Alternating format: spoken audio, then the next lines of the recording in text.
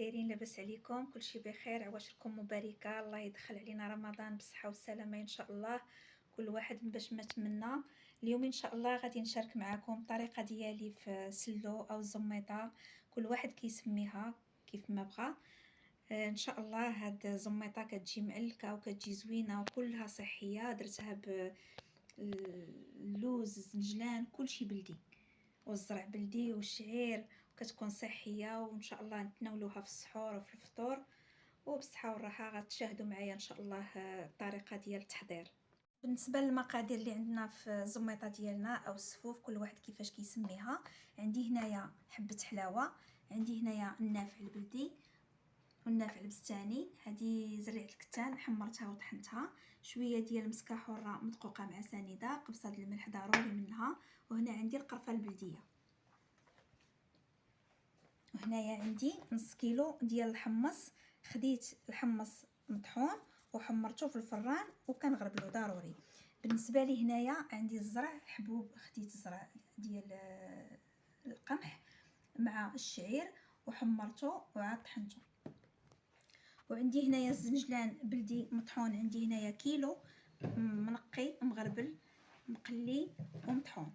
هنايا عندي اللوز هنا درتو بالقشره محمر ومطحون. هنا عندي كيلو ديال الكاوكاو البلدي. انا هاد الزميطه كلها دايراها بالحوايج البلديين.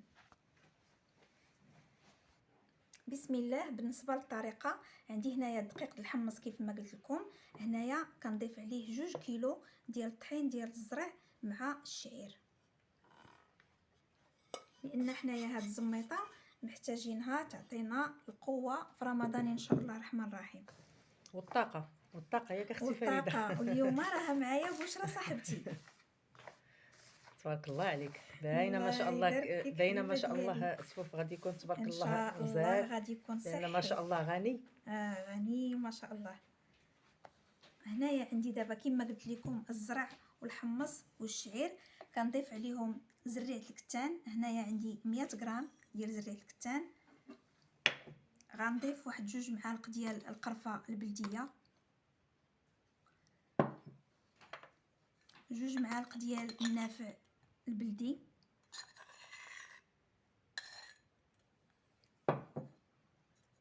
2 معالق ديال النافع البستاني.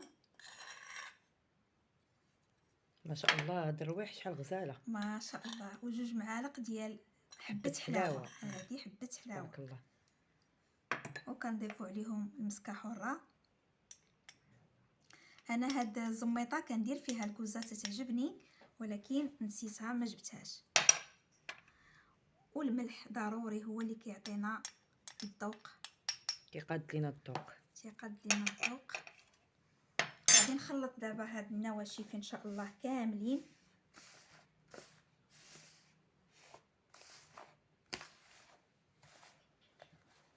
والزميطه من الاحسن تكون في كلشي يكون فيها بلدي.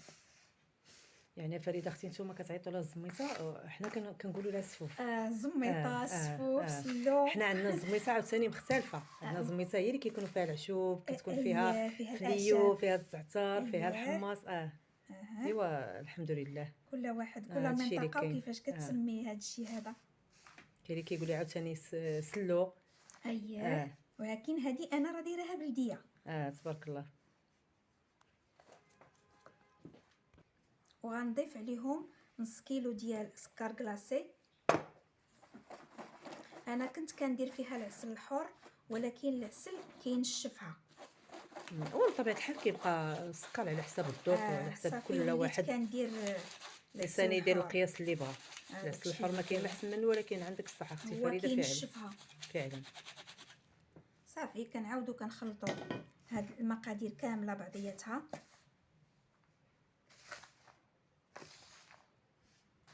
وفاش كنكونوا كنحمروا كنحاولوا ما امكن كنكونوا مدبلين الفران مزيان باش حتى حاجه ما كتحرق، باش كيبقى لينا اللوغو ديالها زوين.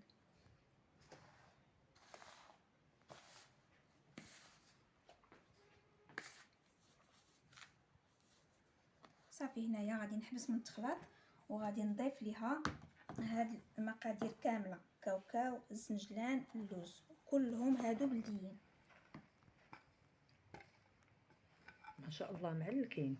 معلكين لان طحناهم في ديك الطحانه ديال تبارك الله، ديك الكبيره ديال الضو.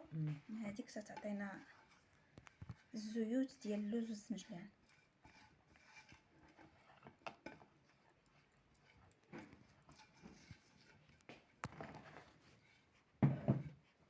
دابا غادي نخلط بجوج يدين، ضروري كنستعمل يدينا. هنا اللي عنده شي كتيفات يجبدهم، لان الصفوف كيبغي يدلك ياك اختي فريده، كيبغي يدلك. وهذا الشيء كله ديال الكوزينه كيبغي الخاطر وكيبغي الرغبه في الطبخ باش الحاجه ديالنا كلها كتطلع زوينه. دابا غادي تدلكيهم مزيان، عاد غادي تزيدي ان شاء الله الزبده والزيت. عاد نزيد الزبده والزيت. يلا غنخليو فريده تدلك الصفوف ديالها. بيد ما انسجمات ليها المكونات وان شاء الله نرجعوا معكم. من بعد ما خلطت هذه وخلطتها مزيان مزيان، غنضيف عليها 2 كيسان ديال زيت العود.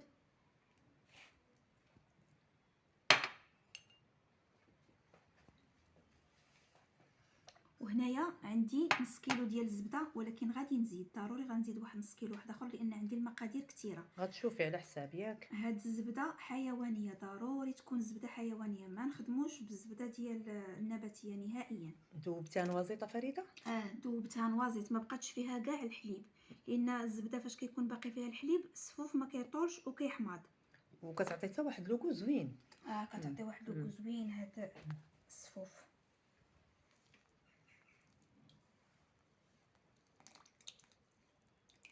ما شاء الله. كنظن هاد القياس وقيله كنظن غادي نشوف، غادي تشوف لان حنا كنبغيوها معلكه. المهم تخلطي وتشوفي ان شاء الله. غادي نشوف على حساب الخليط. الا كانت جاتنا هي هذيك ان شاء الله صافي ما غاديش نزيد. كان خاصني الزبده غادي تعاودي تذوبي شويه. لان اللوز بلدي والزنجلان بلدي فيهم الزيوت. ما شاء الله. ومن بعد هو اصلا السوف ملي كيتخلط من بعد تيبدا يطلق ليدام ديالو. يبدا يطلق ليدام.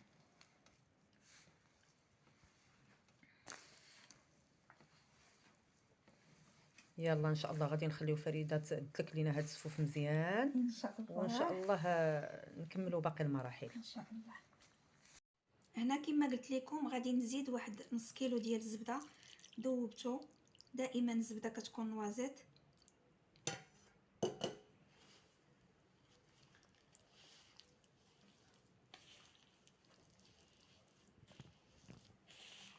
بطبيعه الحال كنخليو الزبده حتى كتبرد عاد كنضيفوها.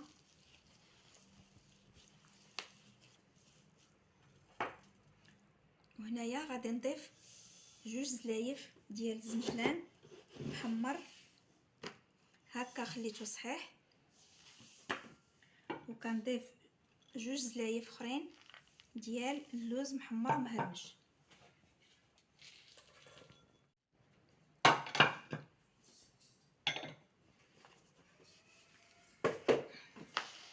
صافي دابا غادي نخلط هاد المقادير كامل.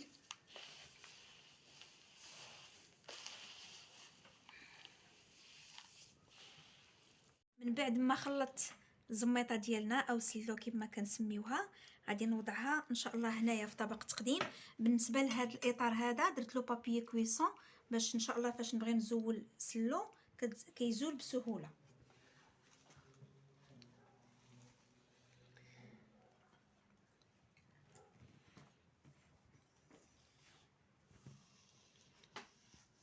كثيره باش غادي تعطيني واحد المربع.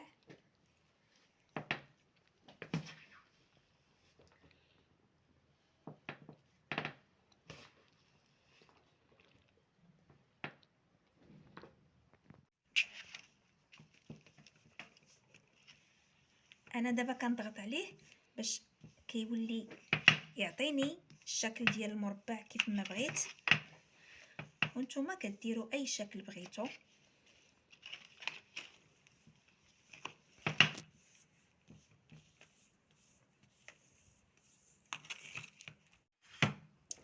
وهنايا خليت شويه ديال اللوز محمر وخليته صحيح بحال هكا باش غادي نديرو به ان شاء الله الديكور.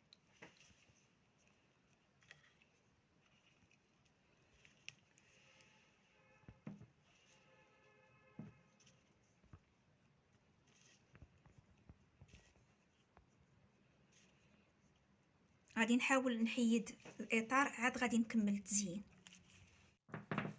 بالنسبه للاطار فاش درت ليه بابي كويسون السلوفان عفوا كيتحيد لينا بسهوله.